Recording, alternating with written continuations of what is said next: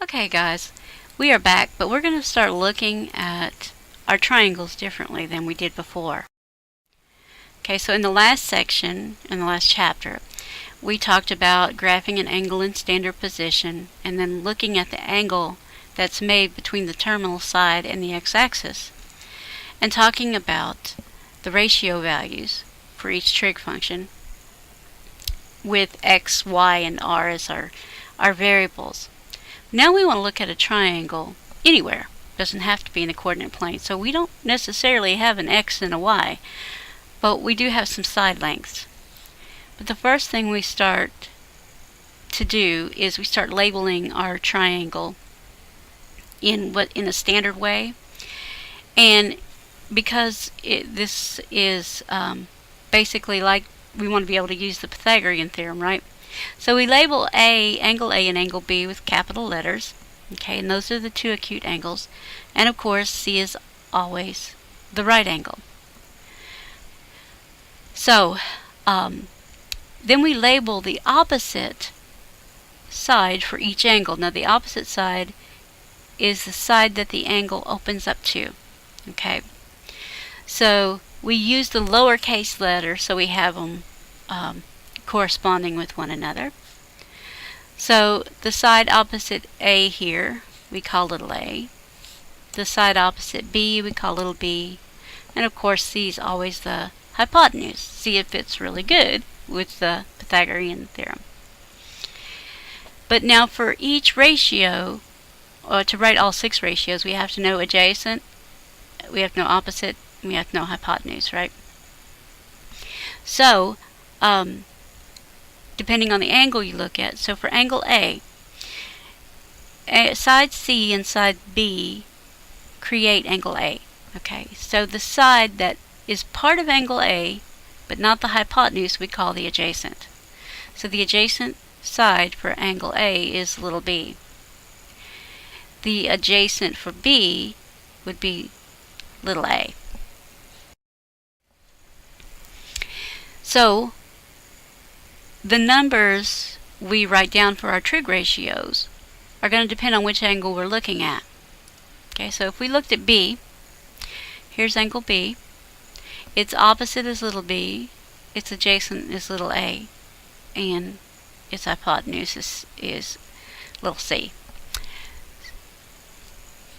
So if I'm going to find sine, sine is opposite over hypotenuse, so opposite over hypotenuse, which is b over c.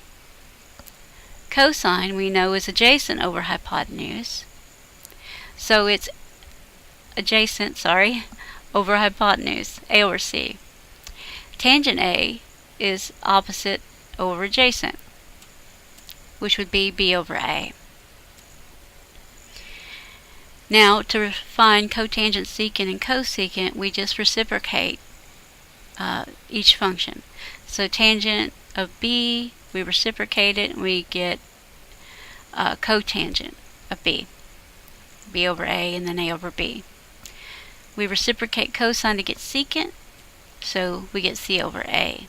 And we reciprocate cosecant to get, to get cosecant we reciprocate sine, and we get c over b. Okay, now let's look at angle A.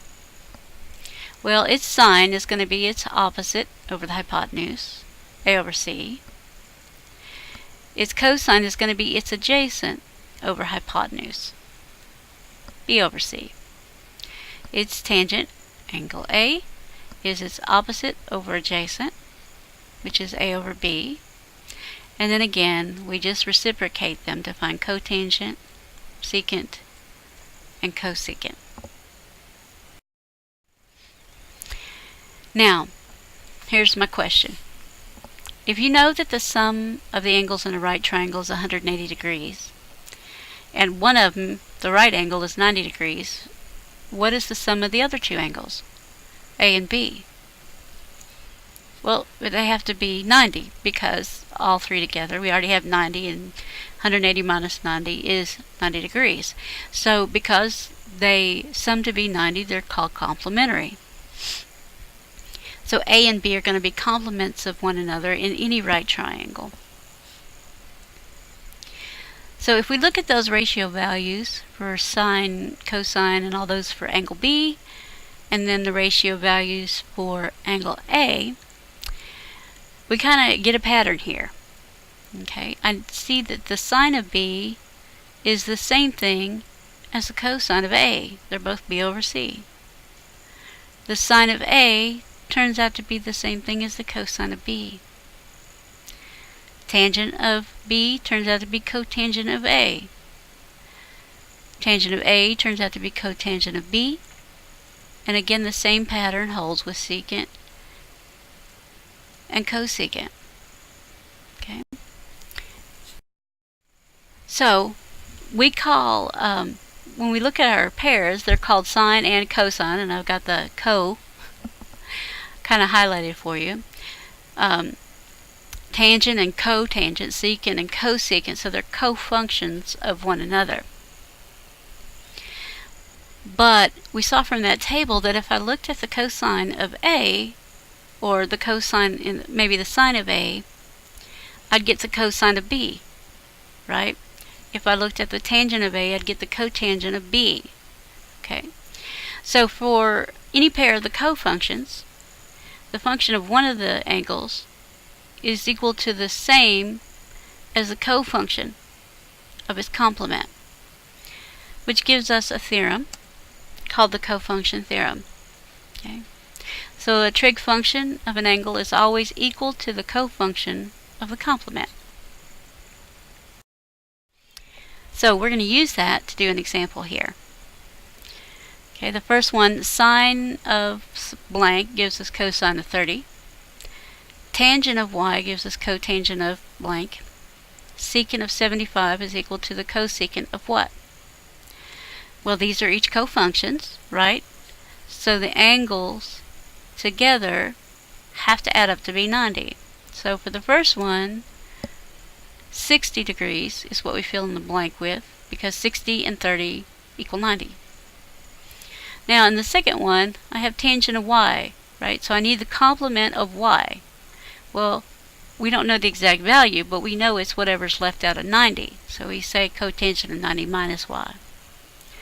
And then for secant, it would be the same as the cosecant of the complement of 75, which would be 15.